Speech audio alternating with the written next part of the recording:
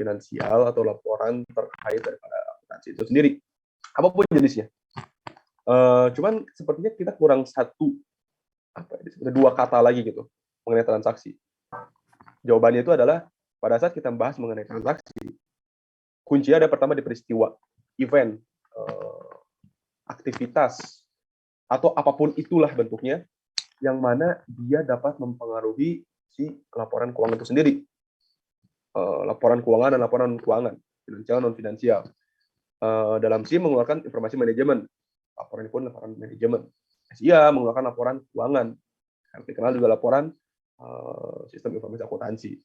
Nah, dari peristiwa tersebut, yang kita katakan sebagai transaksi adalah yang bisa kita ukur berdasarkan economic term ekonomiknya.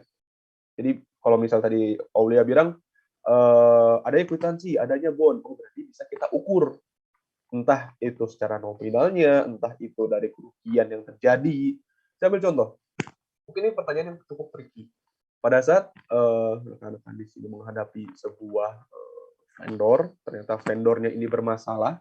Saya ambil contoh, mereka ngirim barangnya telat mulu nih. Lalu kita rekap ini dalam sebuah database. Permasalahannya apakah hal tersebut termasuk transaksi atau tidak? Ada yang mencoba berpendapat? Saat kita melihat sebuah vendor, ternyata banyak vendor ini bermasalah, atau ini merugikan kita gitu. Nah, apakah itu termasuk juga transaksi atau tidak? Saya coba summon Hana Surbakti. Apakah ada? Ada, Pak. Ya, pertanyaan yang sama Hana. Kalau vendornya bermasalah ya, Pak? Ya. Apakah itu kita bisa katakan sebagai transaksi atau tidak? Kalau menurut saya, sebenarnya tergantung ini sih, Pak. Kayak biasanya kan kalau kita pakai vendor tuh, ada perjanjian dulu tuh ya di awal. Nah, sebenarnya tergantung apakah kita sudah mengeluarkan sesuatu di awal. Kalau kayak istilahnya DP lagi tuh mengeluarkan DP dulu. Kalau misalnya kita udah ngeluarin DP, menurut saya itu udah melakukan transaksi, tapi ya transaksinya gagal gitulah, karena kan vendornya bermasalah gitu. Kalau menurut saya sih gitu, Pak. Oke.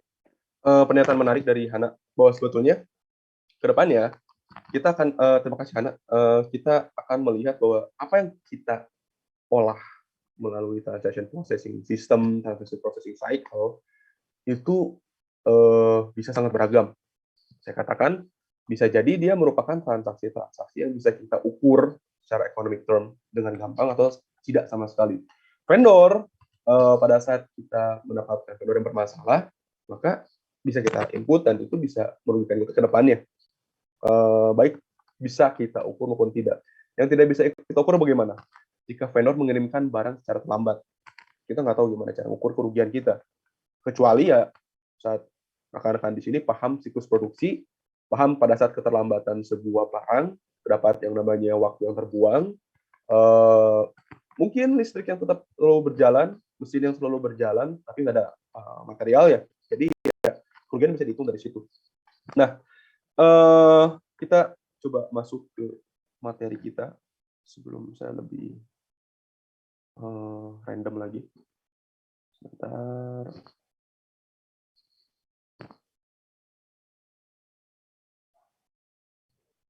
Ini belum terlihat ya. Oke. Nah, jadi ini sembari menunggu. Udah hasilnya terlihat.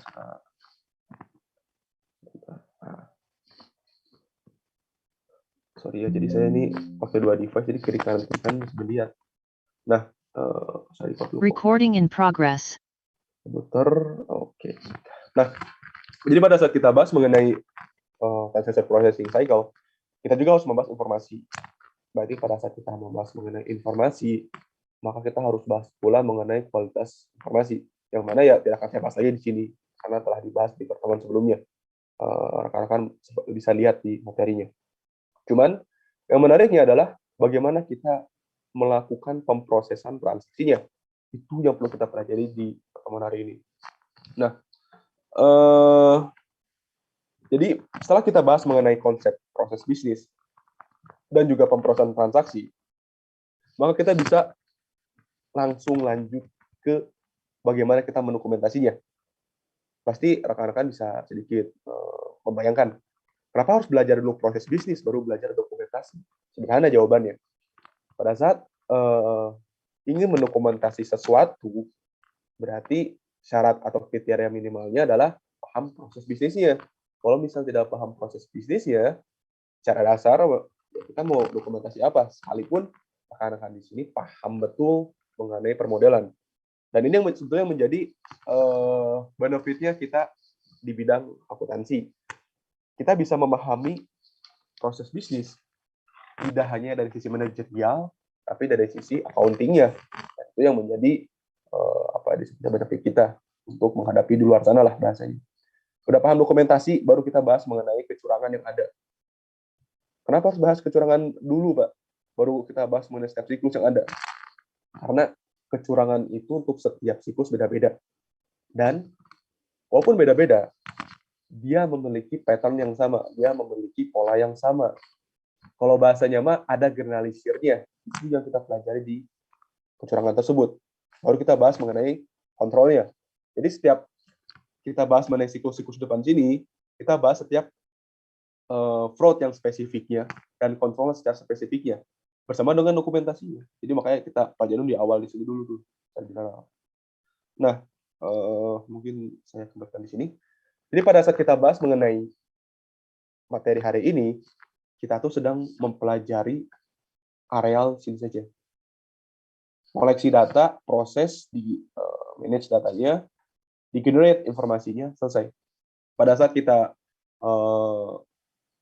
lihat lagi materinya, apakah kita bahas mengenai feedback-nya nggak, Pak? Iya, nggak terlalu kita bahas. Tapi itu merupakan salah satu komponen yang perlu kita kaji pada materi ini. Nah, ini skip.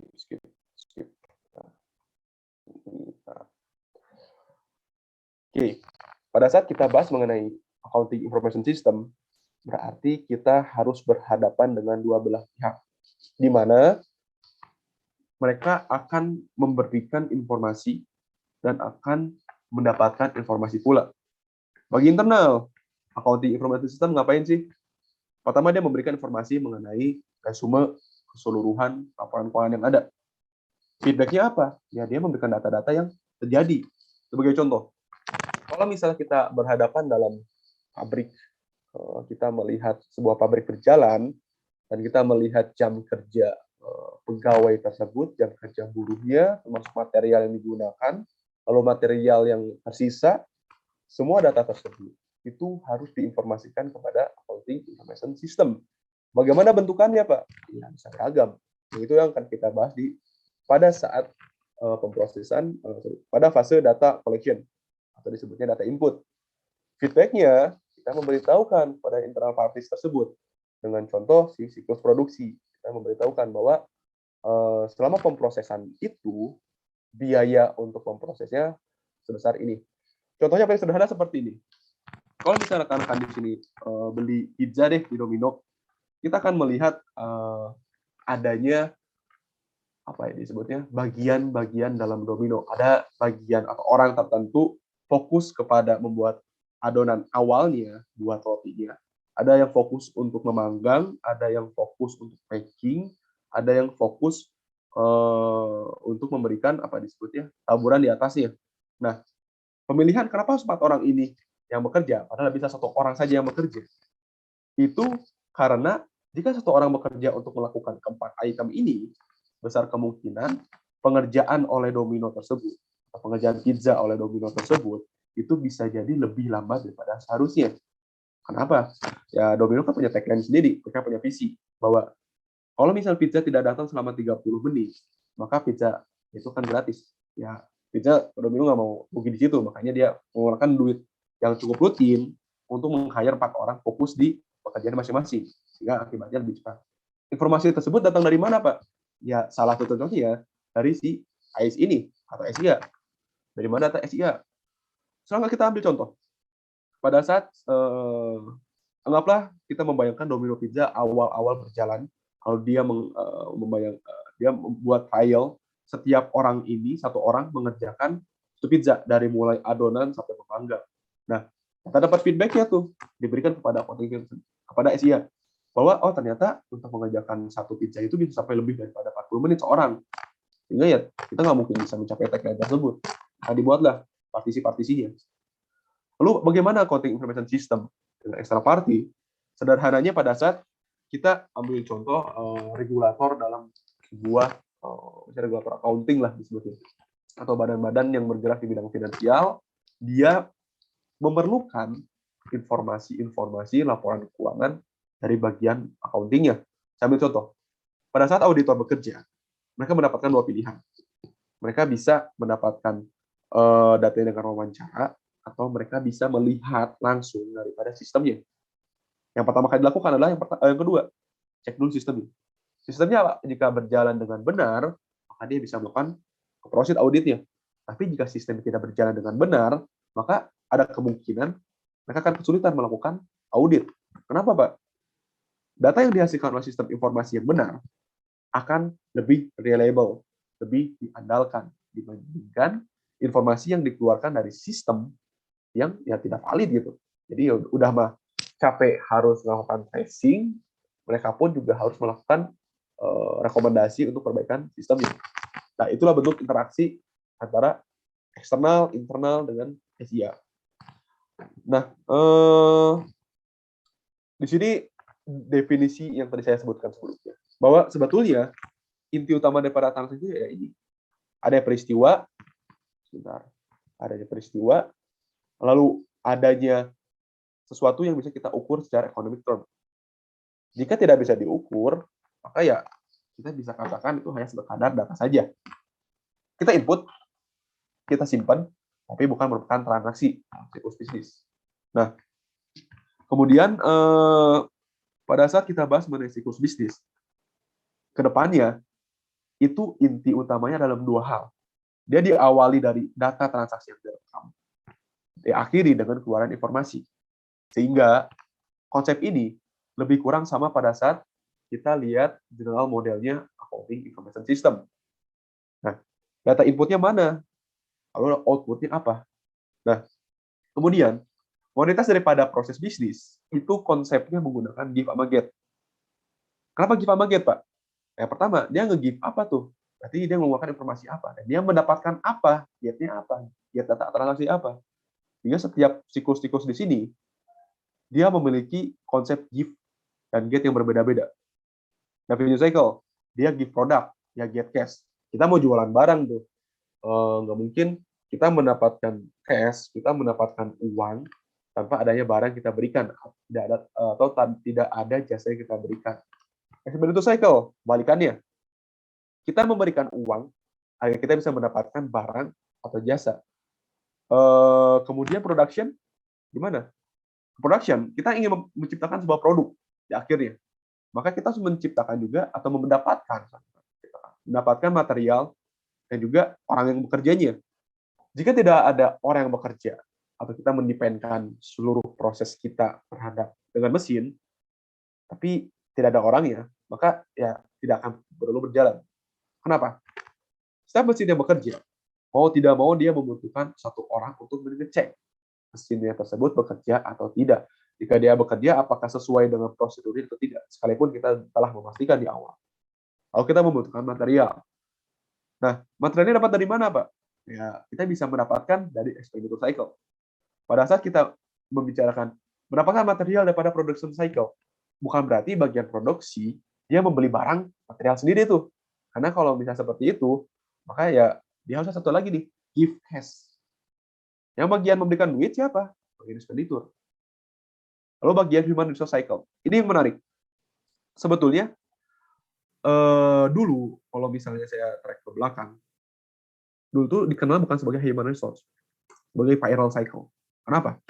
Inti utamanya dia memberikan duit, dia memberikan cash, dan dia mendapatkan labor, dia mendapatkan tenaga kerja.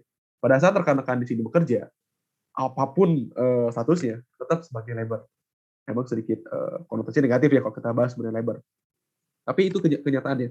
Namun, Permasalahannya adalah pada saat kita mendapatkan labor dengan kriteria yang sesuai, tapi ternyata bisa dikatakan apa ya, stagnan, maksudnya dia begitu-begitu saja perkembangannya, maka niscaya perkembangan daripada industri tersebut atau perkembangan daripada perusahaan tersebut ya bakal segitu-segitu aja, dia akan stagnan sehingga berubah. Bagian payroll cycle dia akan fokus kepada human resource cycle. Nah, di sini kenapa ada berubah jadi human resource? Berarti dia harus mendevelop human yang ada dan tetap memberikan cash. Pelatihan itu tidak mungkin tidak membutuhkan uang. Pelatihan tenaga kerja, setiap pelatihan yang ada pasti dia membutuhkan uang untuk melakukan pelatihan tersebut. Untuk apa? Selain dia mendapatkan labor yang berguna, ya dia bisa nge-develop yang ada. Sehingga pada saat konteks ini, give cash dan get labor itu masih cukup relevan, tapi dengan sedikit catatan. Harus nge-develop labor yang ada. Yang berikutnya, financing cycle. Sederhananya seperti ini. Kalau misalnya rekan-rekan di sini ingin membuka startup baru, pasti hal yang pertama dilakukan adalah visi misi. Lalu produknya mau apa? Target marketnya siapa? Lalu terakhir apa endingnya? Anggaran. Anggaran biasanya dapat dari mana? Estimasi produk ini terjual berapa banyak selama periode tertentu, lalu berapa duit yang perlu kita keluarkan agar disebutnya penjualan operasional ini bekerja. Selama untuk menghitung operasional tersebut, pasti kita membutuhkan injeksi dana di awal. Agar apa? Kita memastikan tidak ada yang namanya pemberhentian operasi karena penjualan itu tidak tercapai. Lalu dengan cara apa? Financing cycle. Kita mendapatkan cash, dan kita memberikan cash. Jadi mendapatkan cash dari mana? Misalnya kepemilikan, surat hutang, misalnya peminjaman, dan kita give cash, membayar pinjaman serta kepemilikan tersebut dalam bentuk dividen. Sekarang, apakah perusahaan itu semuanya dengan konsep pemilikan saham? Tentu saja tidak. Tapi konsep kepemilikan dalam sebuah perusahaan, di mana dimiliki oleh tidak hanya satu orang, itu hampir digunakan atau bukan digunakan ya, di-apply oleh seluruh perusahaan yang ada. Saya ambil contoh. Untuk perusahaan-perusahaan perusahaan keluarga, saya ambil gimana ya bahasanya.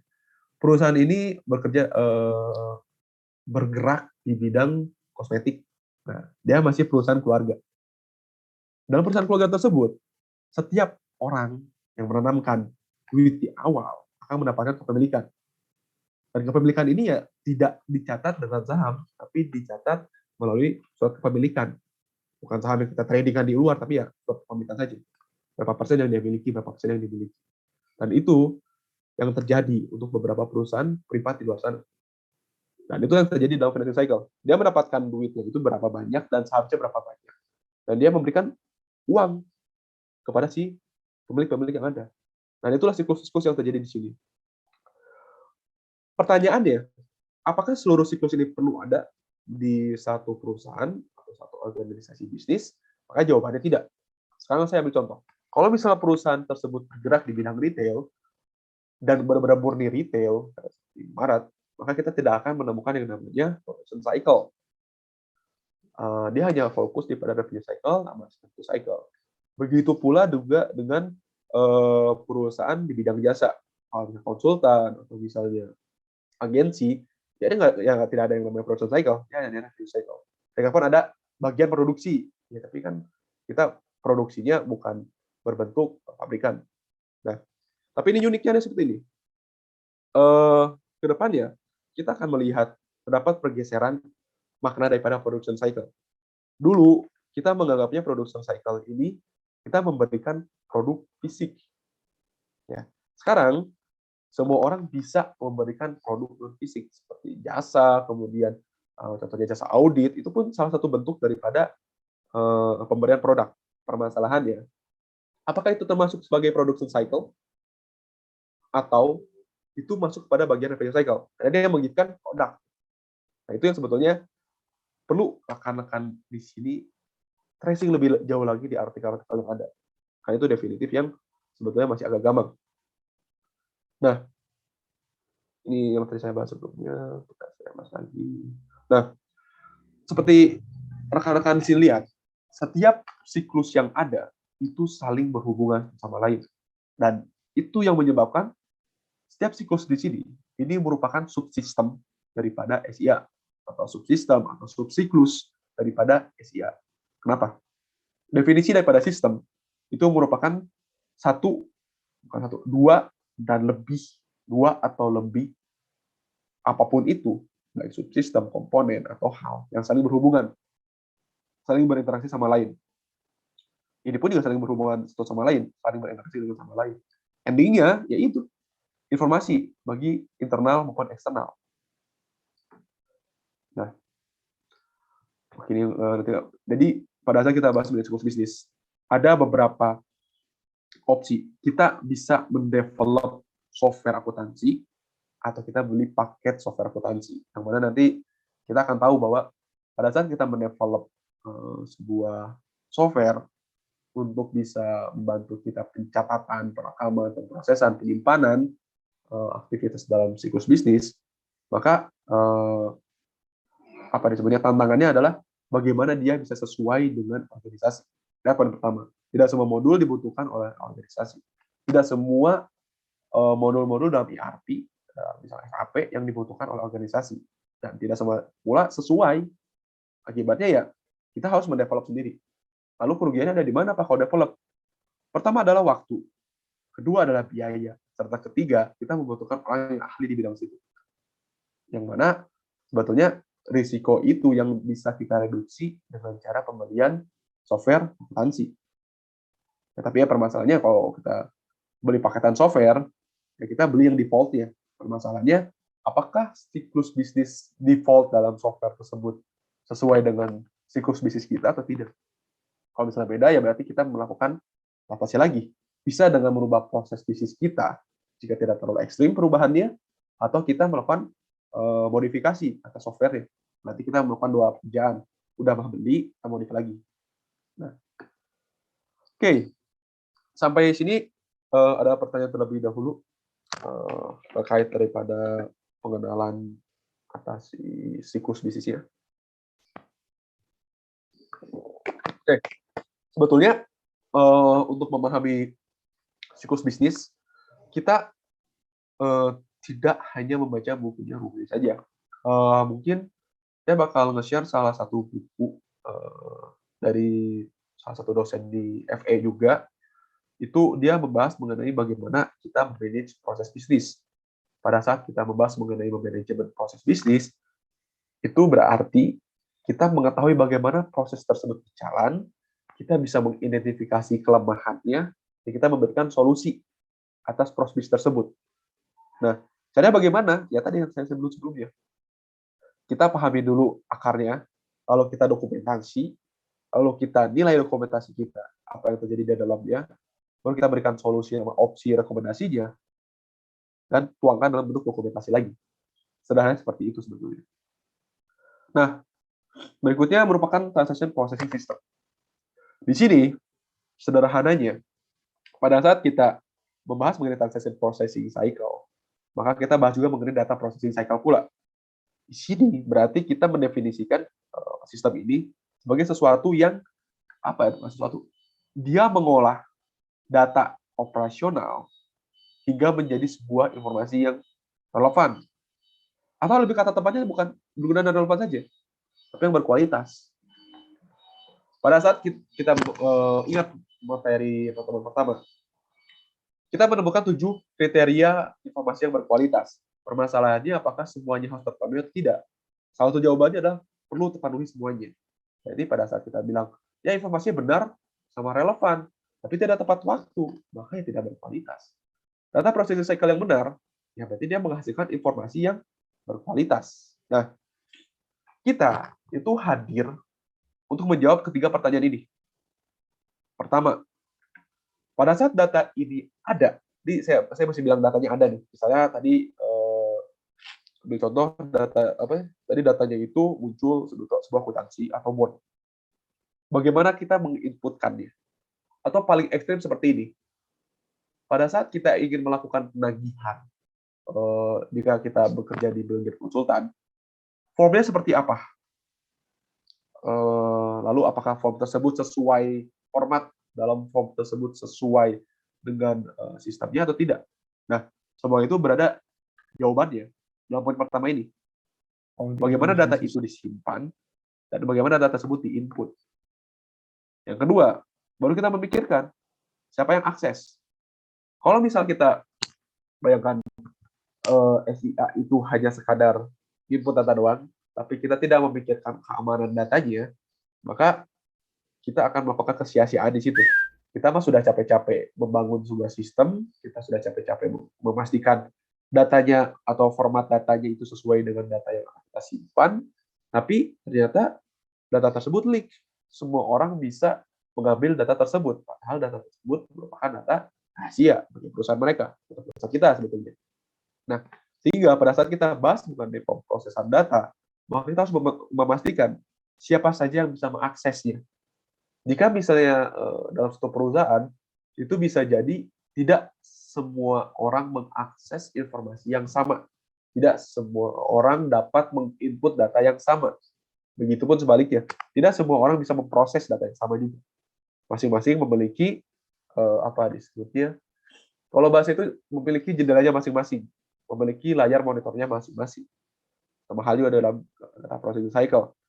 Misalnya, untuk bagian HRD, maka dia hanya membutuhkan data tentang pegawai, lalu data apa disebutnya, absensi masuk mereka, sama ya pada saat kita penggajian saja. Dan dia mungkin tidak perlu mengetahui mengenai bagaimana desain produk. Begitupun sebaliknya, itu mereka tidak perlu mengetahui antara bagian production terkait daripada gaji pegawai mereka. Bentar, izin dulu.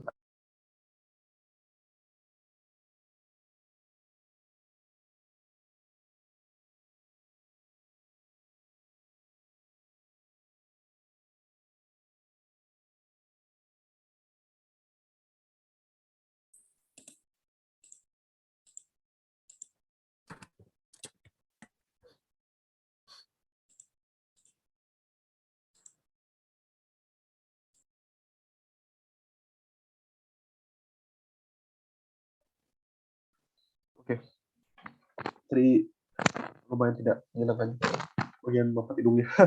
Oke, yang poin ketiga itu setelah kita memastikan bagaimana data tersebut diinput, bagaimana data tersebut disimpan, kita harus memikirkan pula bagaimana pengorganisiran data tersebut.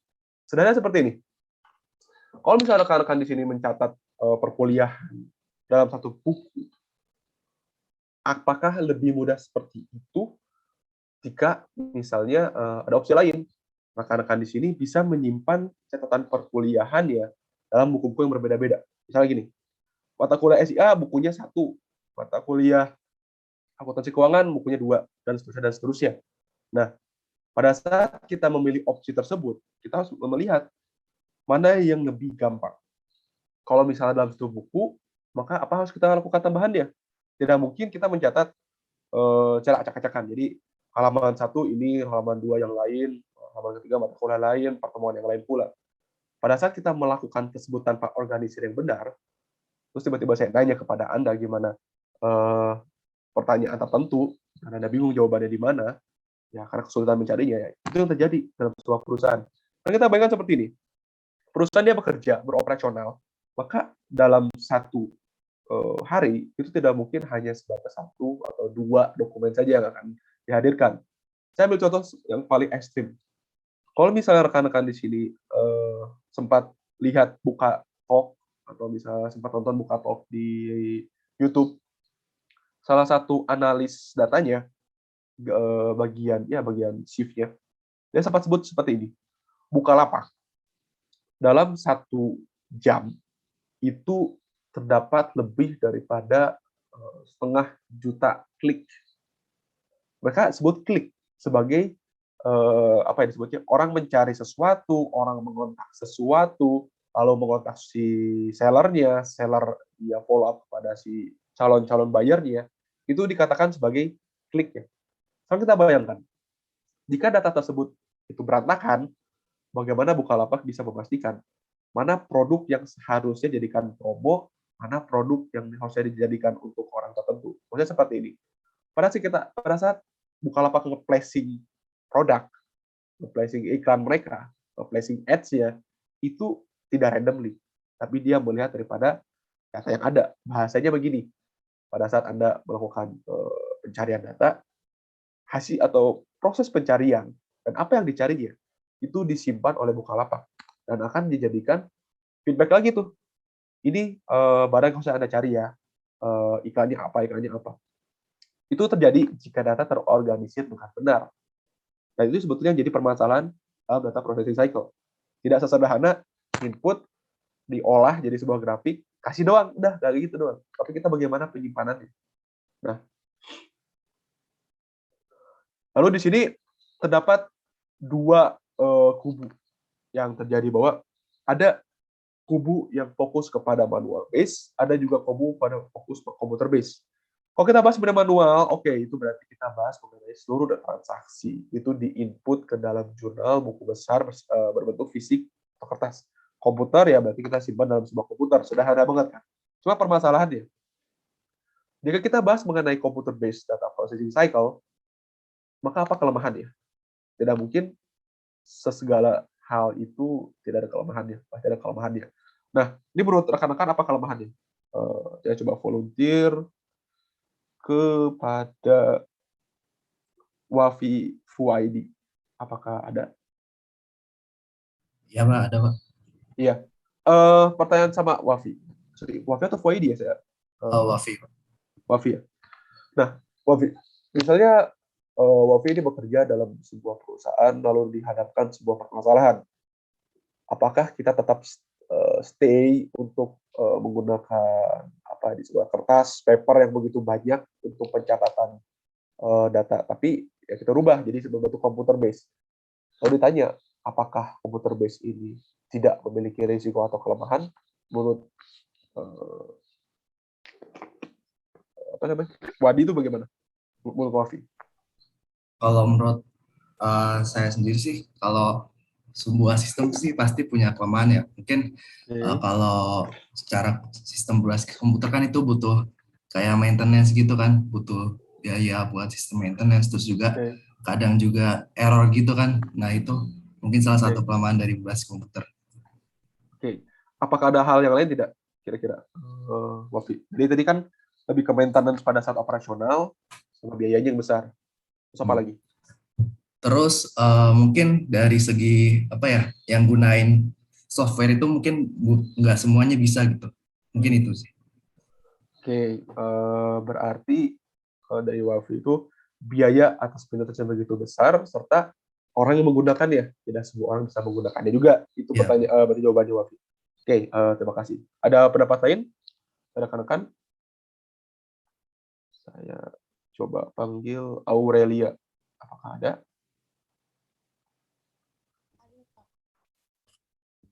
Halo, Pak. Iya. Pertanyaan yang sama, Aurel? Iya, Pak. Jadi menurut saya ya sama sih, Pak, sebenarnya paling human error atau error bisa juga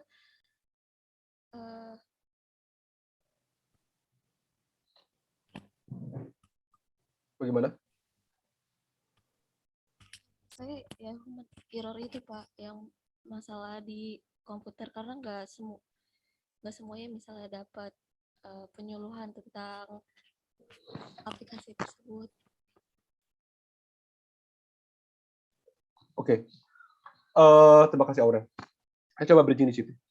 Pada saat kita bahas mengenai penggunaan komputer untuk melakukan pemrosesan data, tadi Wafi itu berkomentar bahwa kita harus memikirkan biaya maintenance ya. Itu benar banget.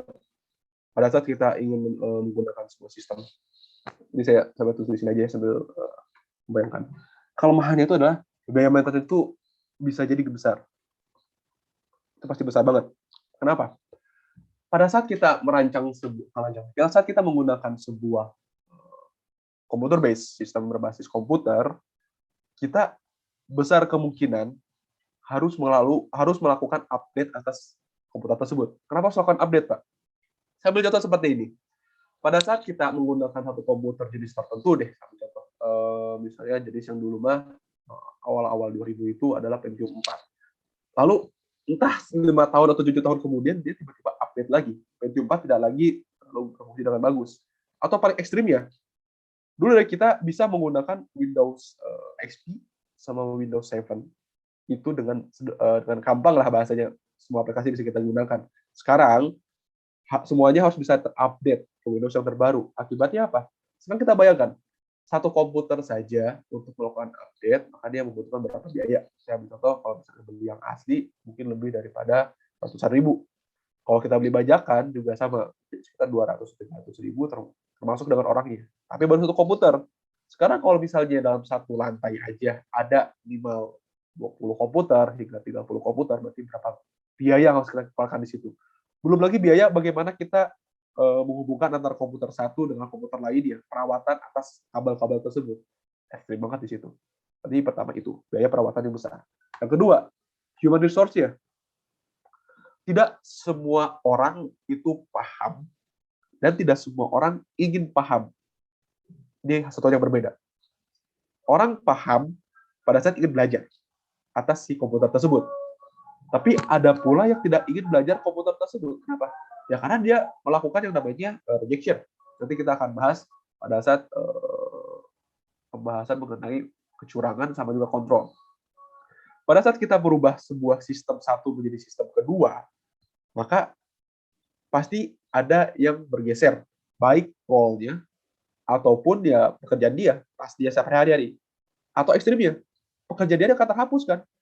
Sehingga terjadi yang namanya si rebel tersebut lah bahasanya.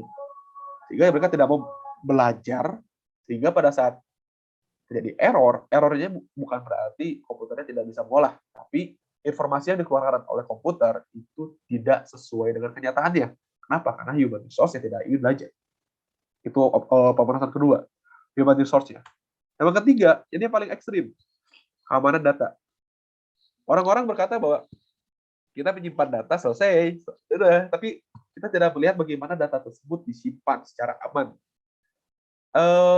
Mungkin seperti ini. Saya lupa ada satu halaman web atau misalnya ada satu browser web kalau nggak salah. Dia itu kita pada saat kita ingin ngecek satu situs, apakah situs tersebut terjadi yang namanya leak atau tidak. Kita bisa cek di situ. Saya ambil contoh, dulu Tokopedia dan Bukalapak sempat terjadi namanya kebocoran data. Datanya bukan data mereka lagi, lebih tepatnya data kita. Data kita mencari barang, data kita mencari atau membeli barang. Sekarang bayangkan seperti ini. Apakah kita mau data kita mencari misalnya foto album deh, misalnya K-pop itu jadi foto album, terus tadi diketahui oleh semua orang, oh berarti kamu sering cari album apa, misalnya cari album Gfriend atau apa. Itu merupakan sesuatu yang berakibat fatal terkait daripada keamanan data. Dan pada saat kita berbasis komputer, risiko keamanan data itu merupakan risiko yang paling besar dibandingkan yang lainnya. Karena ini gini, orang yang menyerang sistem kita itu terlalu banyak dan tidak sebanding dengan orang yang bisa menghandle keamanan data tersebut. Atau bahasanya, lebih banyak penjahat dibandingkan polisinya. Itu keamanan data. Nah, kalau yang paling akhirnya pasti ini, biaya yang besar. Tidak hanya perawatan saja, tapi biaya awalnya itu besar. Belum lagi kita harus implementnya, itu pasti jadi sebuah permasalahan pada saat kita bahas mengenai sistem berbasis komputer. Nah, oke, kita skip. Ini data processing cycle. Kita mulai dari input, proses, storage, sama information. Nah, pada saat kita data input, berarti kita harus memastikan data kita harus bagus. Kenapa harus bagus, Pak? Ini sama halnya ketika rekan-rekan di sini itu apa disebutnya memproduksi atau memasak telur goreng, omelet. Kalau misalnya telurnya busuk di awal atau materialnya jelek di awal, sebagus apapun proses yang Anda lakukan, sebagus apapun pan yang digunakan, sebagus apapun bumbunya, akan menghasilkan omelet yang busuk pula.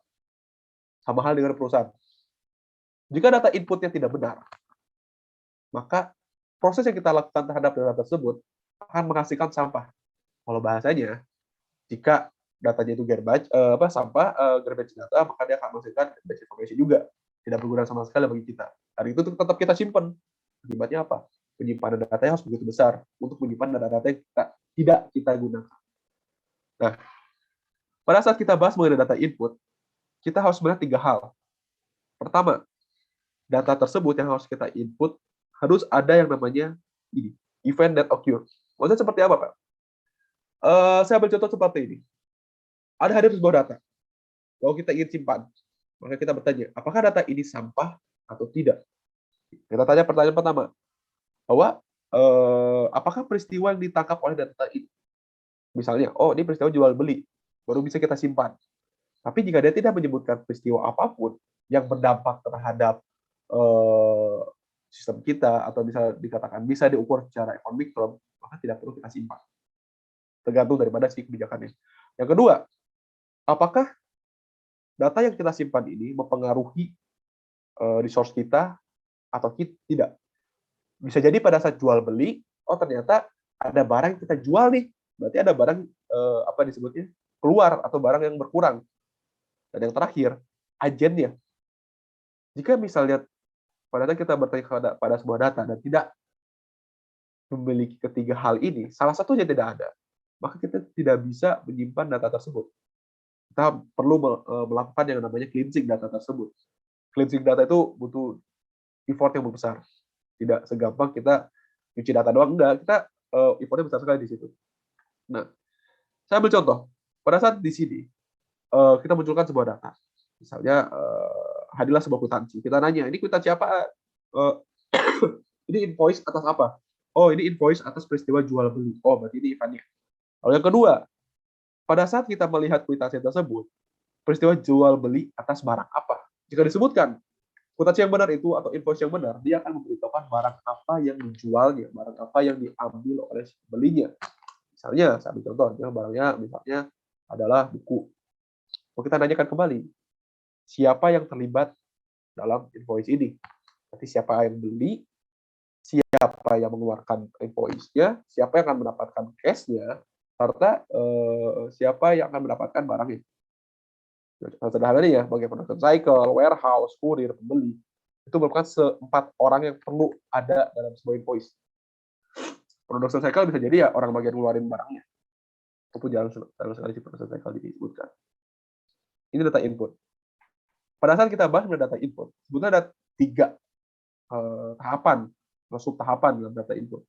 Pertama itu ada yang disebut pengoleksian data. Pengoleksian data, ya pada saat data ada, kita ambil. Dengan cara apa? Kita lihat source dokumennya. Source dokumen itu bisa dikatakan dokumen sumber, dokumen awal yang dicatat pertama kali dalam data processing cycle. Jika tidak ada source dokumen, maka transaction cycle itu tidak akan berjalan. Dan bentukannya bisa bersifat digital, bisa bersifat fisik. Oke, source dokumen bisa berbentuk 2 hal itu.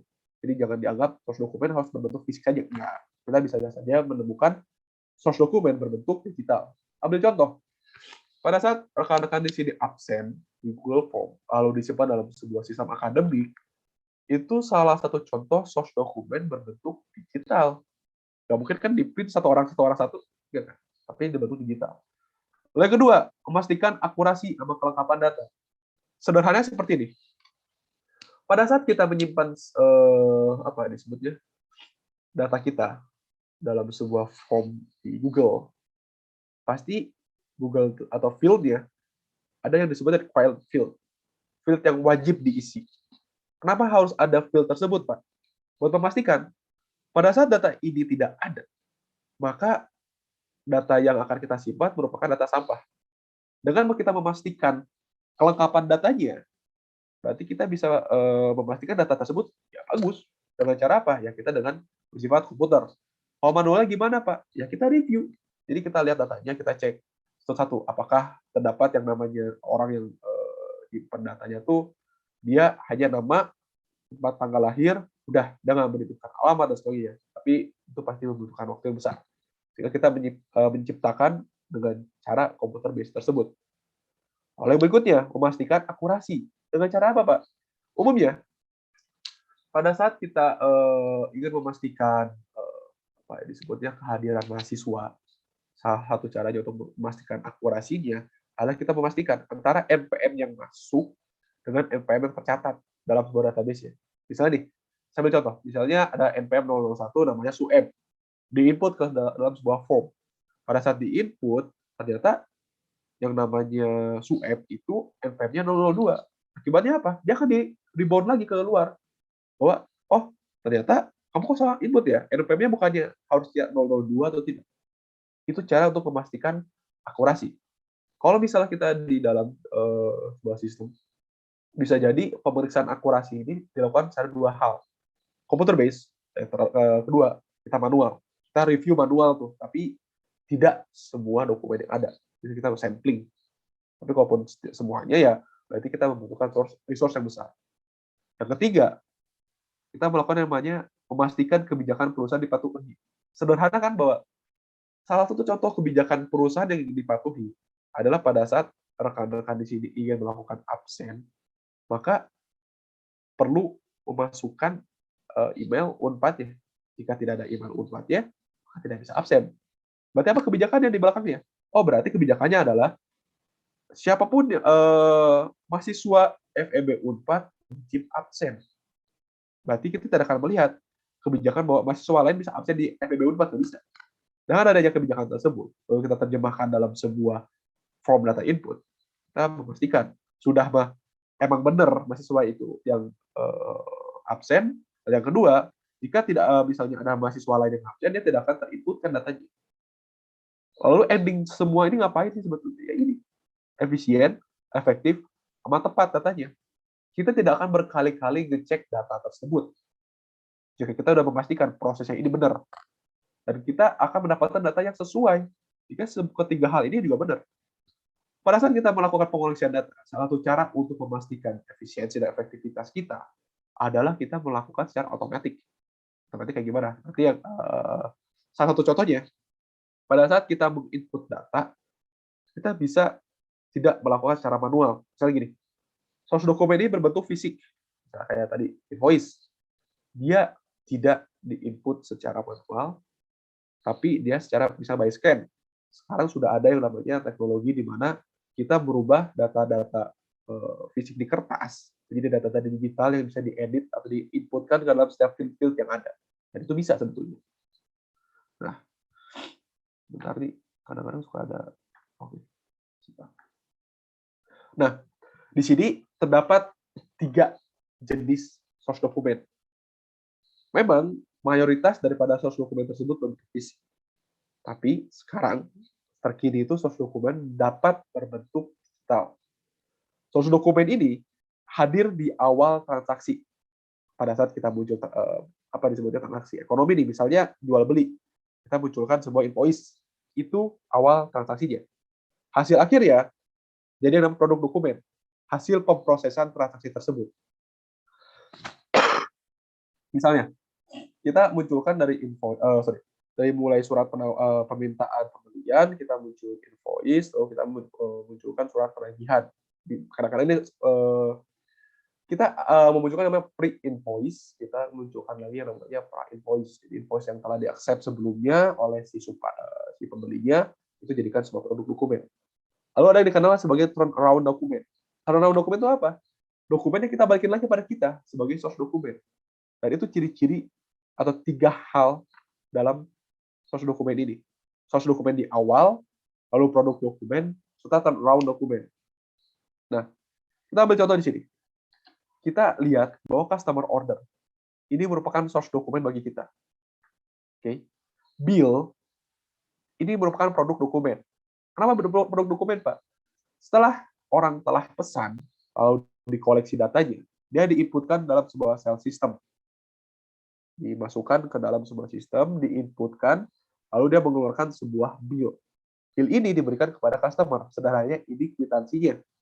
Kwitansi diberikan kepada customer, tolong bayarkan barang atas pembelian tertentu. Dan dia harus menandatangani yang namanya remittance advice. Sederhananya seperti ini. Pada saat kita mendapatkan sebuah bond atau kwitansi atau invoice, bagaimana kita memastikan bahwa kita telah menerima bond tersebut. Dengan cara apa? Remittance advice. Kita menandatangani bahwa saya telah menerima bond ini dan saya akan membayarnya. Sehingga remittance advice ini akan dibalikan kembali kepada si bagian cash receipt system. Sebagai apa? Turnaround dokumen. Jadi, remittance advice yang asalnya sebagai keluar dalam sebuah sistem sales, dia akan kembali lagi kepada sistem lagi. Sebagai apa? Turnaround dokumen. Source dokumen yang baru. Bahwa, oh ternyata barang telah diterima, dokumen telah diterima, dokumentasi telah diterima. Sehingga ya bisa kita terima duitnya. Itu terkait data input ini. Ini cara kita untuk memastikan akurasi data kita. Pertama, source data automation. Sederhananya seperti pada saat kita melakukan input data, kita apa disebutnya meminta orang menginput data itu berdasarkan digital. Jadi menggunakan form. Akibatnya apa? Kita bisa memastikan 3 hal sekaligus. Pertama, datanya itu akurat dengan cara kita ngecek pada database yang ada. Yang kedua, kita bisa memastikan kelengkapan datanya, bahwa data yang disimpan itu telah kita buatkan required fields ya. Sampai ketiga, kita akan memudahkan proses pemprosesan data serta penyimpanan data tersebut. Itu source data automation. Yang kedua, ini sebetulnya sesuatu yang pasti akan selalu dilakukan. Kita menciptakan sebuah prosedur. Bagaimana kita mengelompokkan transaksi-transaksi yang ada. Bagaimana kita mengelompokkan data-data yang ada. Sederhananya seperti ini. Jika kita memunculkan sebuah invoice, kita akan apa disebutnya mengumpulkan invoice per tanggal, bisa per bulan, bisa per minggu, bisa. Caranya biar apa? Pada saat kita nge-tracking ulang, pada saat kita review ulang, itu kita bisa ngecek berdasarkan pengelompokan tersebut. Sampai ketiga, penggunaan checkbox. Dengan ada checkbox, kita meminimalisir daripada risiko error penulisan. Yang terakhir, ini yang kadang-kadang rekan-rekan di sini, maka saya juga ya, kalau tidak sadar, adanya namanya pre-number sama sequential number. Saya ambil contoh. Kalau misalnya rekan-rekan di sini melihat atau datang ke Bank BCA, lalu melihat adanya apa disebutnya, mau masuk ke Bank BCA, pasti kita mendapatkan yang namanya nomor urut. Nomor urut ini salah satu cara agar pertama, Bank BCA tahu berapa banyak nasabah yang datang ke bank mereka atau calon nasabah yang datang kepada mereka. Yang kedua, dia akan memastikan bahwa apa disebutnya nasabah tersebut akan apa disebutnya diproses secara berurutan. Atau contoh paling sederhana ada kwitansi. Kalau misalnya kwitansi yang benar, dia akan berurut 1, 2, 3, hingga 100. Bagi si perusahaan, dia bisa melakukan tracing ketika terjadi audit atau pada saat melakukan review, tiba-tiba ada penjualan yang hilang. Dia tinggal cek aja daripada kwitansinya. Mana kwitansi yang hilang. Berarti kita tahu berapa nominalnya atas kwitansi yang hilang tersebut. Itu cara kita untuk mengecek kelengkapan datanya.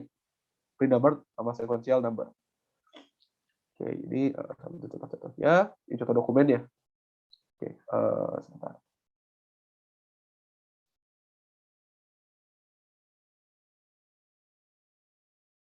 Oh, oke. Sebentar dulu saya juga.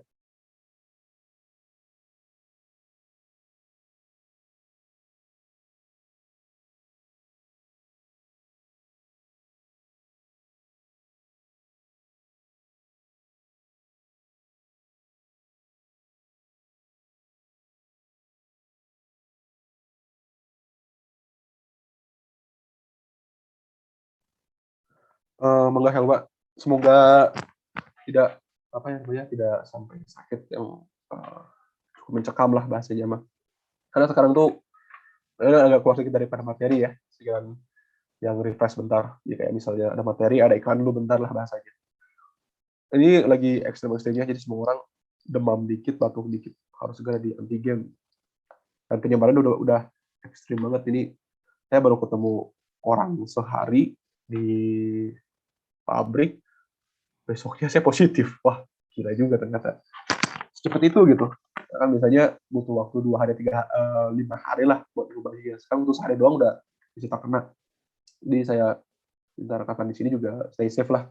Dan kalau bahasa itu patuhi prokes, karena udah cukup berbahaya. Nah, Saya balik lagi. Kemudian kita bahas mengenai penyimpanan data. Pada saat kita telah input data, berarti kita fokus kepada bagaimana data di luar sana diinputkan ke dalam sebuah sistem. Berarti baru kita ambil doang tuh sistem kita. Berikutnya, kita harus pikirkan bagaimana data ini disimpan ke database. Pada saat kita menyimpan database, apakah sesederhana kita simpan dalam sebuah arsip, simpan dalam sebuah rak, selesai? Enggak. Bahwa pada saat kita bahas data storage, kita harus memikirkan bagaimana kita bisa mengakses data yang ada. Tidak sesederhana bahwa kita tinggal simpan doang. Nah, sekarang, jika rekan-rekan di sini ingat information overload, bahwa ada peristiwa di mana kita menyimpan informasi terlalu banyak, mengakibatkan kita tidak bisa mengolah informasi tersebut. Kenapa? Kapasitas kita kurang begitu bagus. Ini pun terjadi pada saat kita menginginkan transaction processing system kita, TPS atau TPC tadi, berjalan dengan optimal. Kita harus memastikan data yang disimpan, pertama, sesuai dengan kapasitas penyimpanan database ya. Dan yang kedua, pada saat kita simpan, kita bisa akses. Jangan sampai kita asal simpan dalam sebuah pool atau dalam sebuah data lake, tapi kita nggak bisa akses. Dan itu yang terjadi pada saat kita hanya menyimpan data saja dalam sebuah data pool, data lake. Kita hanya anclomin dalam sebuah lake, tapi kita nggak tahu cara aksesnya. Akibatnya apa? Udah mah kita habis dana buat penyimpanan, tapi kita nggak dapat hasil apapun di situ. Itu yang cukup ekstrim. Nah, lalu dampaknya apa lagi, Pak? Yang kedua, dua hal ini. Pertama, kita sulit melakukan tracking sama tracing. Kita sulit gimana cara penelusuran dokumennya, lalu kita sulit bagaimana cara menemukan dokumen tersebut, akibatnya kita tidak bisa melakukan pemrosesan data. Udah emang capek input, kita salah nyimpan, bahaya sekali itu. Yang kedua, kita membutuhkan waktu dan biaya yang sangat besar untuk melakukan penyimpanan data. Itu yang perlu diperhatikan pada saat kita fokus pada data storage.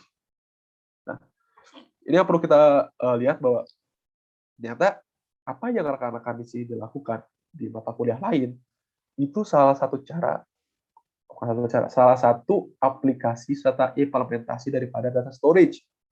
Kan gini, pada saat kita ingin menyimpan transaksi keuangan atau misalnya mau ke jurnal, proses penjurnalan itu salah satu cara kita menyimpan data secara rapih. Dan pada saat kita melakukan tracing juga bisa. Sederhana seperti ini. Jika kita penjurnalan biasa, kemudian kita mendapatkan sebuah data raja, kemudian apalagi coba web statement dan sebagainya, kita bisa ke tracing tuh. Apakah jumlah salah satu item di laporan keuangan sama dengan jumlah yang kita catat dalam jurnal besarnya? Jika berbeda, berarti ada permasalahan di sini. Salah satunya. Itu contoh dari aplikasi tracking sama tracing dalam sebuah laporan keuangan. Sehingga ya, Pak, berarti kalau misalnya dalam computer base, apakah sesimpel itu? Enggak juga. Kita harus lihat yang namanya coding teknik, sama kita harus melihat bahwa ternyata penyimpanan data dalam komputer, kita harus memastikan field-fieldnya sesuai dengan atributnya. Tapi kita bahas dulu dari secara manualnya. Nah, akan saya bahas di Ledger, jadi bahas. Nah, tapi akan saya bahas mengenai coding teknik. Coding itu sederhananya kita disebutnya buat klasifikasi pengelompokan item-item secara sistematis. Maksudnya sistematis kayak gimana, Pak? Jadi, pada saat kita menciptakan NPM, apakah NPM itu secara random saja, atau secara berurutan, atau ada makna dalam setiap item-item yang ada, dalam angka-angka yang ada? Kalau bahasanya mah, apakah ada konspirasi nggak sih dalam NPM ini? Ternyata ada pengelompokannya. Sekarang, pada saat kita lihat NPM, apakah dia bersifat sequence? Sequence itu kayak gimana, Pak? Sequence itu sederhananya bahwa setiap angka, setiap disebutnya klasifikasi, itu harus berurutan dari 1 hingga paling akhir. Kalau misalnya kita buat A1, A2, A3, itu sampai seterusnya tuh. Nggak boleh tiba-tiba loncat. A1, A2, A3, langsung A7. Nggak boleh. Harus berurutan. Dan itu dikenal sebagai sequence code. Tujuannya apa? Pada saat kita menciptakan sequence code, bisa tiba-tiba nih, saya ada contoh. Saya buat A3, ini A5, A4, A5, terus tiba-tiba muncul A7 atau A8. Akibatnya apa? Kita akan bertanya, mana A6? Saat kita bertanya, mana A6, kita melihat juga A6 ini menyimpan data tentang apa. Jadi kita memastikan siapa saja yang mengakses data tersebut, siapa yang menyimpan data tersebut. Untuk kita tanyai, kenapa A6 hilang? Apakah error secara tidak sengaja? Sengaja. Sehingga kita sederhananya, sequence code digunakan untuk meminimalisir risiko error atau fraud. Dan yang paling akhir, yang ada duplikasi. Kita tidak akan menemukan ada A1, A1, atau A2. Lalu dengan cara apa, Pak? Kita meminimalisir duplikasi tersebut. Sequence code yang bagus itu tidak ditulis secara manual, tapi by system. Jadi saya ulang lagi ya. Jika dia manual, maka ada kemungkinan error dari manusianya. Dia lupa, misalnya A1, A2, A3. Atau sederhana seperti ini. Jika misalnya saya nanya ke Anda, coba rekan-rekan di sini hitung dari angka 1 sampai 100 dengan cepat. Pasti ada 3 atau 4 angka yang miss. Sama hal dengan catat juga. Pasti kita tiba-tiba lupa angka sebelumnya atau angka seharusnya. Nah, jika dengan komputer, kita bisa memastikan pengkodeannya ini tidak akan salah jika tidak terjadi duplikasi. Ini sequence code. Lalu berikutnya block code. Block code itu seperti kita mengelompokkan setiap kode yang ada. Sederhananya seperti kalau misalnya rekan-rekan di sini lihat, setiap nomor plat nomor kendaraan dimulai dari 19 pasti itu untuk angkot. Atau yang sederhana deh, setiap plat nomor depannya D. Oh, pasti itu berasal dari Bandung. Kalau misalnya F dari Bogor, kalau B dari Jakarta, Ayah. Contoh daripada kode-kode tadi, itu contoh daripada block codes. Kita membuat blok-blok untuk setiap disebutnya setiap kode-kode yang ada. Nah, umumnya memang block codes itu menggunakan numerical yang sequence. Jadi misalnya saya ambil contoh tadi 19 berapa sampai 19 berapa ini merupakan kendaraan angkot. Lalu kalau misalnya contoh 8.000, jadi kalau misalnya 80 berapa sampai 89 berapa ini merupakan kendaraan untuk jenis truk. Nah, itu contoh daripada block codes dan dia kadang-kadang bersifat sequence untuk setiap blok-bloknya. Saya ambil contoh seperti ini. Jadi kalau misalnya nanti ada postcode dia mulai dari 02, oh berarti dia berada di areal New Hampshire, bukan areal di Maine ini. Atau kalau paling sederhananya, kalau kode posnya dimulai dari 428, maka itu merupakan kode pos untuk rumah-rumah di sekitaran Bandung Kidul dan Ujung Sari. Itu contoh-contoh daripada block codes. Nah, berikutnya itu group codes. Group codes ini seperti NPM kita. NPM kita, kalau misalnya kita bedah-bedah, kalau misalnya 120, nah, 120, lalu 620, lalu 160, ini bisa kita lihat bahwa 120, digit ke-1, ke-2, ke-3, itu merupakan penanda fakultasnya. Oh, berarti ini fakultas ekonomi. Lalu 620, ini prodi apa? Oh, ini prodi magister. 160, digit ke-6, 7, ke-8, merupakan angkatan masuknya, tahun 2016. Digit paling akhir, itu nomor urut mahasiswanya. Oh, berarti kalau misalnya kita lihat di sini, oh berarti ini merupakan NPM mahasiswa magister minimal kita tahu. Oh, magister, kemudian dia angkatan 2016. Nah, group codes itu digunakan untuk mengidentifikasi apa yang di depan kita sekarang. Jadi daripada kita menyebutkan namanya secara lengkap, kita jadikan sebuah kode-kodenya dengan cara penggrupan. Jadi setiap digit di sini itu memiliki makna masing-masing, tergantung daripada kita pada saat pembuatannya. Pada saat kita pembuatan, apakah kita perlu 3 digit di awal untuk fakultas, atau 2 digit saja cukup, tergantung daripada kedepannya ada berapa mahasiswa. Itu group codes. Serta yang terakhir, mnemonic. Mnemonic itu gabungan antara angka dengan huruf. Saya ambil contoh seperti ini. Kalau misal kita lihat Kalau rekan-rekan coba cari deh di beberapa label beras, dia itu pasti ada apa disebut kumpulan huruf angka yang acak.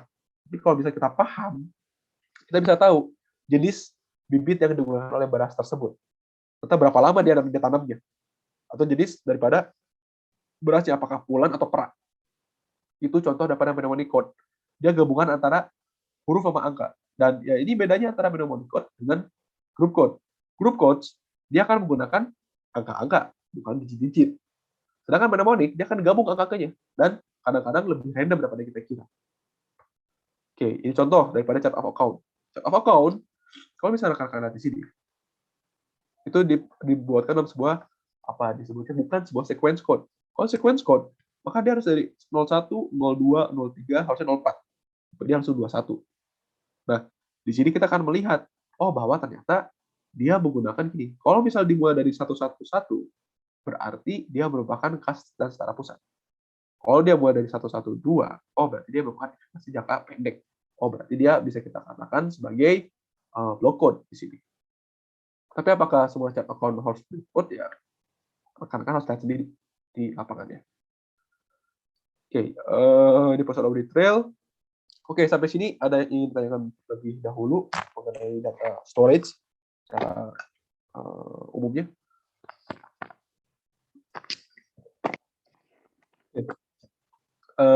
Jika tidak ada, jadi berikutnya kita bahas mengenai computer base-nya. Nah, pada saat kita mengenai computer base, kita akan melihat terdapat 4 hal.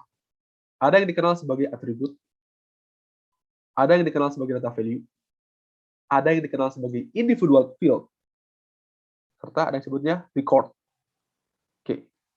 Yang namanya atribut itu bisa dikatakan sebagai karakteristik yang menjadi apa ya disebutnya? Apa yang kita butuhkan dalam sebuah mahasiswa? Oh, kita butuhkan nama, NPM, alamat. Nah, nama, NPM, alamat itu merupakan atributnya. Sesuatu yang diperlukan atas entitas tersebut, entitas mahasiswa. Bisa dikatakan ya, kalau di bahasanya ini header-nya. Isiannya akan sesuai dengan atributnya. Tidak mungkin kita menyimpan data alamat di atribut NPM. Itu pun sebaliknya. Karena setiap atribut ini, minimal dia akan memberitahukan deskripsinya. Ini akan kita katakan sebagai metadata. Metadata setiap atributnya. Oh, metadata NPM berarti pertama dia harus numerik, kemudian dia berisi dari 12 angka, kurang daripada 12 angka tidak akan bisa disimpan, akan jadi error. Nah, lalu berikutnya adalah field. Field itu ruang kosong dalam sebuah record sebesar ini. Kalau sebuah file, jadi dia masih kosong saja, belum kita isi sama sekali. Sedangkan yang namanya record adalah field yang telah diisi sesuai dengan kolomnya. Jadi kita tahu, oh berarti record daripada student ID adanya NPM 14, 17, dan 1. Ini merupakan recordnya. Dan dia membicarakan field yang telah diisi berdasarkan atributnya. Jadi kalau kita bisa lihat record daripada name apa aja? Oh ini Pak, Mahala, Rizky, Sirat. Berarti apa jawaban? Jawaban atas pertanyaan seperti ada siapa saja dalam kelas siapa aja? Oh, ada namanya Mahala, Pak, Rizky, Sirat. Kan di sini. Lalu ada pula sebagai data value. Data value itu merupakan intersection daripada bagian si row sama si kolomnya. Berarti pada saat kita bertanya, Rizky itu lahir di mana sih? Atau alamatnya di mana? Oh, di Solo. Karena itu value data dia. Secara satu row. Kalau misalnya Sirat ada di mana tinggalnya? Di Solo juga, Pak. Kita tahu daripada data value-nya. Oke. Jadi kalau misalnya field itu bagian kosongnya. Atribut itu si student ID, name, sama nomor HP. Sedangkan data value si keseluruhan sini. Kalau file, ya keseluruhannya. Bahwa ini merupakan file untuk mahasiswa. Dan di sini, kita akan melihat ada yang namanya master file dan transaction file. Master file itu bisa dikatakan sebagai permanen. Dia tidak akan berubah dan bisa dikatakan tidak akan dihapus jika ada transaksi baru. Tapi dia akan dilakukan update. Seperti contoh seperti ini. Jika misalnya ada individual customer, ada disebut individual customer balance. Berarti dia berisi terkait daripada setiap customer, dia belanja berapa banyak, dan apa saja, dan berapa nominal belanja dia. Kalau kita lihat di sini, kita tidak mungkin, kalau misalnya ada pembelian barang baru, kita hapus customer account-nya, baru kita buat lagi. Enggak. Kita buatnya satu customer account, kita update terus-terusan, sampai pada produk tertentu. Dan dia bersifat permanen. Transaction file, dia bersifat temporary, tapi disimpan secara satu periode fiskal. Kalau bisa kita lihat, kalau kita penjualan itu harian, setiap file penjualan itu disimpan harian, tapi tidak kita hapuskan. Tapi disimpan harian tuh. Dan setiap transaksi baru, muncullah daily sales baru pula. Beda dengan customer account. Jika ada penjualan baru, ya customer account tetap satu, tapi diupdate. Kalau daily sales, ya akan diganti-ganti setiap harinya. Nah, yang berikutnya yakni database. Database itu sederhananya adalah setiap file yang ada itu wajib saling berelasi satu sama lainnya. Antara student file, class file, sama student file itu harus berhubungan. Sekarang saya ambil contoh seperti ini. Misalnya rekan-rekan di sini memiliki satu student file, isinya nama mahasiswa lengkap. Ada si A, ada si B, ada si C, dan seterusnya. Di class file, itu isinya kelas ini diisi oleh siapa aja. Misalnya kelas SIA nih, diisi oleh siapa saja. Di student file, itu nama dosennya. Dosen A, B, C, sampai seterusnya. Jika tidak ada hubungan ini, kita tidak akan bisa membuat yang namanya class file. Kita ditanya gini deh, kelas SIA pajak itu diisi oleh berapa orang? Tapi kita nggak bisa, kita tidak punya akses atas file siswa maupun file dosennya. Kalau itu terjadi, maka ya kita akan kebingungan bagaimana kita cara mengaksesnya.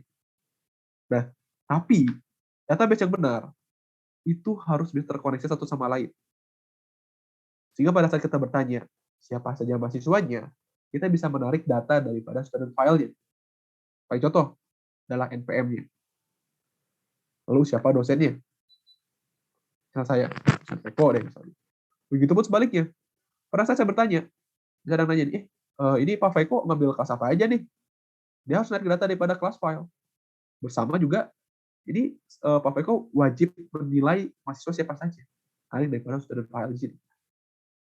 Sehingga database itu harus berelasi dan berkoordinir.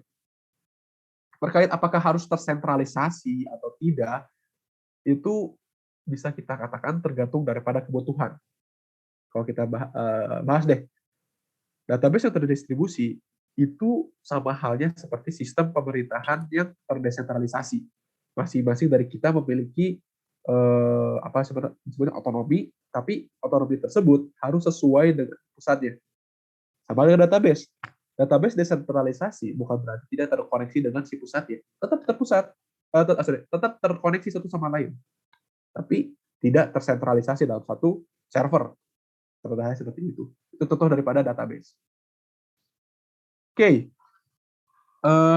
Ada yang ingin ditanyakan terlebih dahulu terkait daripada data storage berbasis komputer?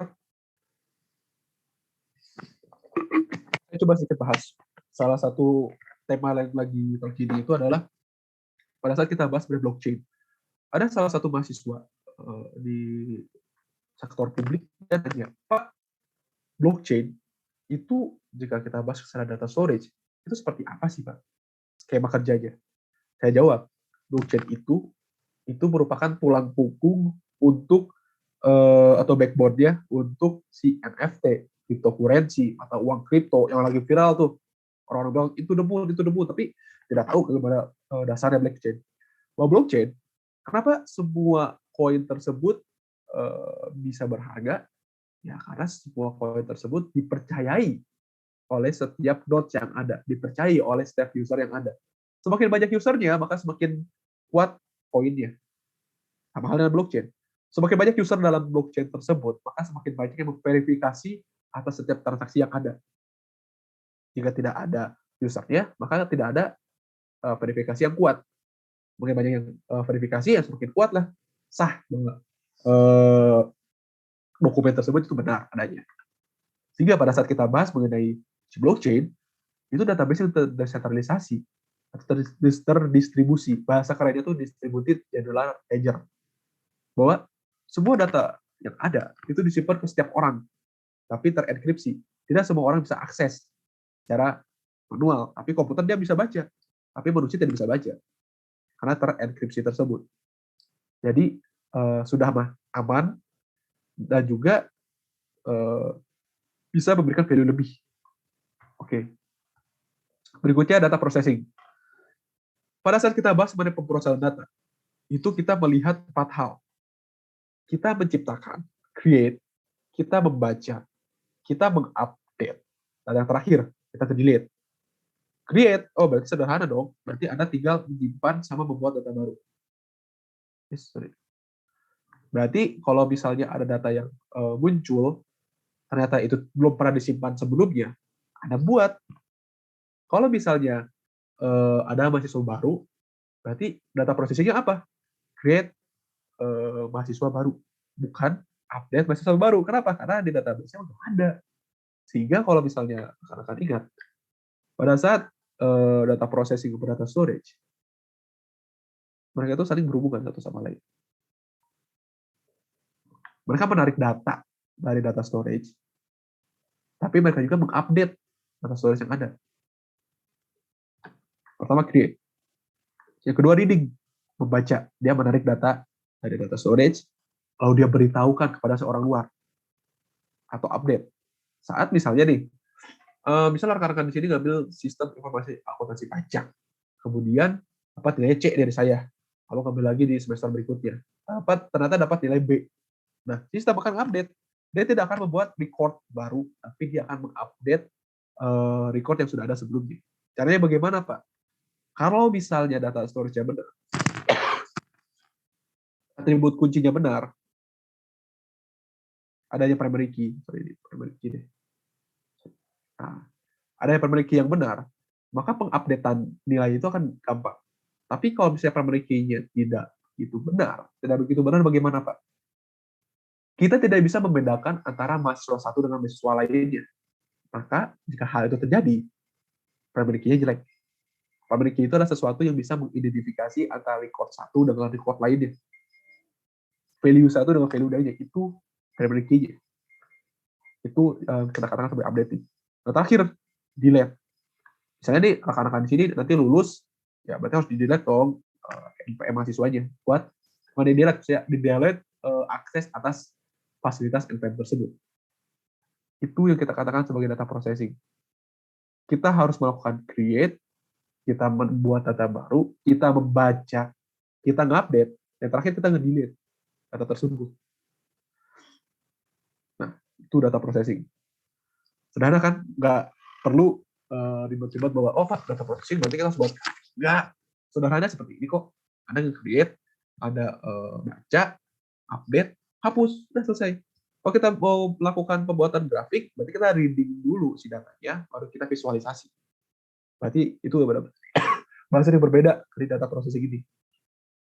Nah, pada saat kita bahas data updating, kita melihat 3 hal. Ada yang disebut batch processing, ada yang disebut online real-time processing. Dan seperti orang Indonesia, mereka ingin menggabungkan 2 hal yang berbeda, online batch processing. Nah, saya coba langsung skip ke visualisasinya. Ya, soalnya agak pilek jadi gampang ini suaranya. Nah, pada dia bersifat batch processing, berarti kita mengumpulkan source dokumen berbentuk fisik dalam batch. Jadi kita pada saat mau input itu, ya kita per batch. Nggak seperti gini. Misalnya kita ada transaksi masuk, kita langsung simpan dalam sebuah database. Selesai. Enggak. Tapi kita kumpulin dulu dalam sehari, baru di-update ke dalam komputer. Setelah di-update, disimpan dulu di dalam temporary file. Baru diproses seluruh batch yang ada. Sehingga pada saat batch processing, proses pengumpulan per batch-nya itu 2 kali. 1, di fisik, sebelum langsung kepada komputer. Dan kedua, pada saat kita melakukan update kepada master file-nya. Kita 2 kali itu batch processing-nya. Nah, kalau misalnya online batch processing itu kayak gimana, Pak? Online batch processing itu kita mendigitalkan pekerjaan kita. Setiap transaksi yang masuk langsung otomatis disimpan dalam temporary file. Berarti transaksi yang masuk ini bisa jadi berbentuk digital atau dia fisik, cuman langsung disimpan dalam temporary file-nya. Bedanya bahwa pada saat kita melihat temporary files ini, dia akan langsung diupdate per batch juga. Berarti update per batch-nya hanya sekali saja. Juga dengan kalau misalnya kita batch processing di sini. Kalau batch processing di sini, kita mengumpulkan 2 kali batch. Satu waktu sebelum di luar komputer, dan kedua setelah di dalam komputer. Nah, lalu kalau misalnya kita online time processing bagaimana, Pak? Ya, setiap transaksi yang masuk langsung diupdate ke master file-nya. Berarti perbedaannya adanya di temporary files. Bahwa kalau misalnya batch processing, dia memiliki temporary files. Sedangkan online, ya nggak ada. Kalau bahasa kerennya itu adalah, kita ini bersifat real time.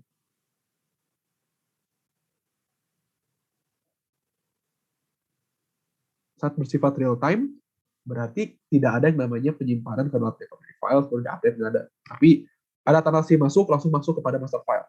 Ada transaksi masuk, langsung kepada master file. Dan master file ini yang kita ingat sebelumnya, dia bersifat permanen. Dia tidak akan berubah sama sekali, dan dia tidak akan bisa dihapus. Kecuali adanya kebijakan tertentu. Yang mana itu jarang juga.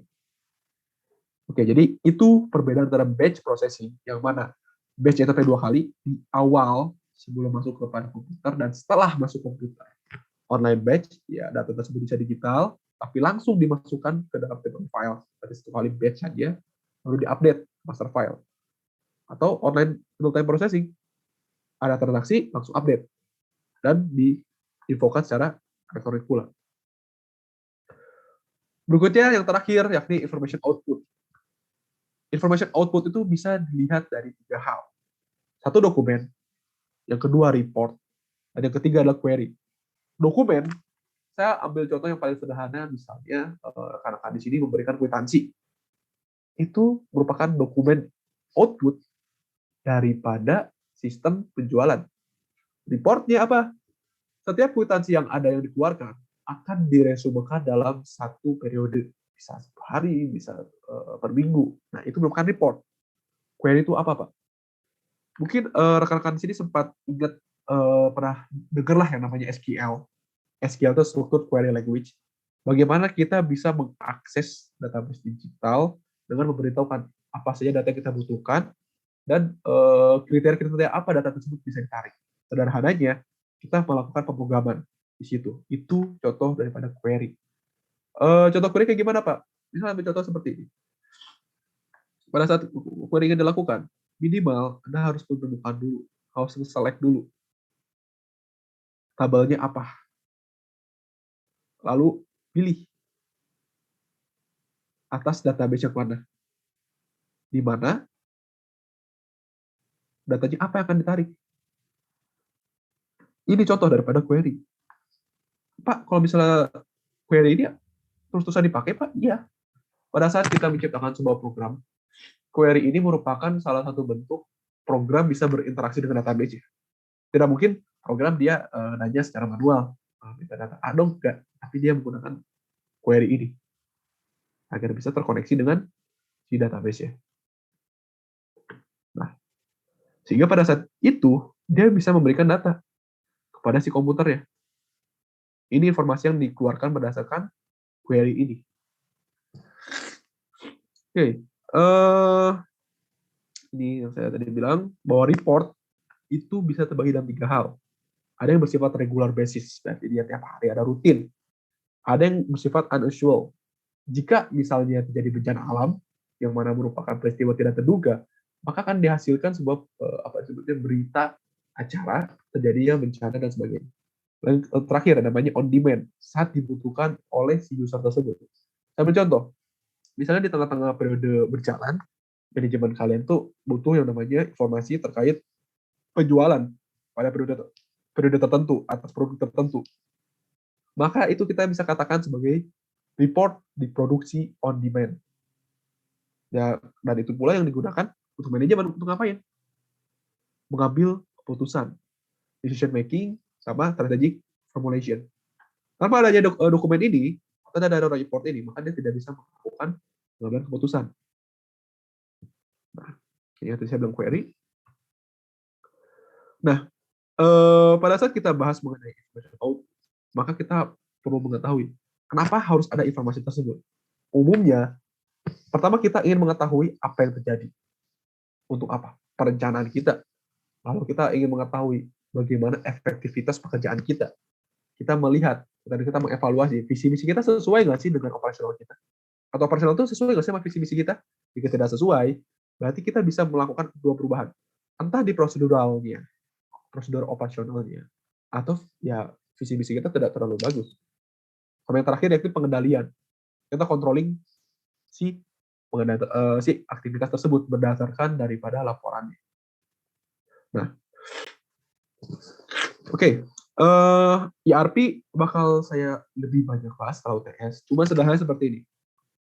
Pada saat kita bahas mengenai ERP, itu kita melakukan yang namanya sentralisasi database. Dari setiap siklus-siklus yang ada di sini, semuanya akan menyimpan dan bisa hanya menarik dari satu database yang sama. Akibatnya apa?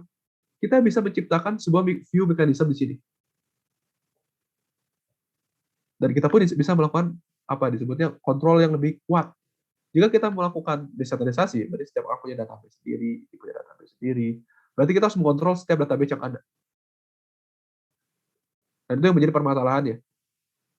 Kita tidak punya resource yang begitu besar. Akibatnya apa? Ya udah, kumpulin di dalam satu database dan kita kontrol di situ saja. Siapa yang boleh akses ya tergantung daripada si database terpusat ini. Dan ini memungkinkan pula tidak ada yang namanya akses sepertinya langsung. Tidak ada yang seperti ini. Kalau misalnya ini terjadi, berarti ya artinya nggak berjalan. Kalau misalnya terjadi pula, apa yang akibatnya, Pak? Sekarang kita bayangkan, bagian production atau bagian revenue, dia butuh data produk. Dia nanya tiap hari ke production, sedangkan production fokus harus buat barang. Akibatnya apa? Ya jadi dia terlalu capek buat memberikan informasi dibandingkan apa yang harus dia lakukan. Dia harus menciptakan produk baru. Sehingga kita menciptakan sebuah ERP di sini. Sentralisasi. Jadi semuanya tinggal akses aja di sini. Oke. Ada pertanyaan terlebih dahulu? Sebelum saya tutup perkuliahan hari ini.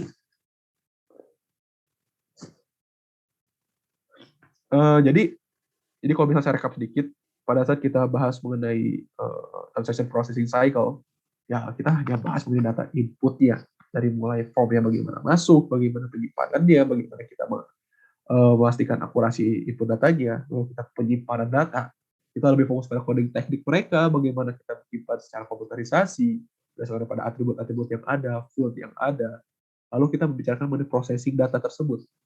Sekalipun datanya bagus, tapi pemrosesannya jelek dan tidak bisa kita lakukan apa-apa, ya sia-sia kita melakukan data input ini. Jadi jangan hanya fokus pada data input ya, sehingga kita lupa bagaimana pemrosesan datanya. Begitupun sebaliknya, kita fokus pada pemrosesan data, tapi kita lupa memilah data yang bagus. Akibatnya apa? Di endingnya nih, information ini bakal tidak bagus sama sekali. Jadi pada saat kita melihat siklus pemrosesan transaksi, keempat hal ini perlu terkendali dengan baik. Baik penyimpanan datanya, input, proses, maupun outputnya. Dan itu yang akan kita pelajari berkali-kali, jadi sehingga rekan-rekan di sini paham, oh yang ini data input di siklus produksi, oh seperti ini data input di siklus pengeluaran, dan seterusnya, dan seterusnya. Oke. Ada pertanyaan terlebih dahulu? Recording stopped. Tutup perkuliahan hari ini.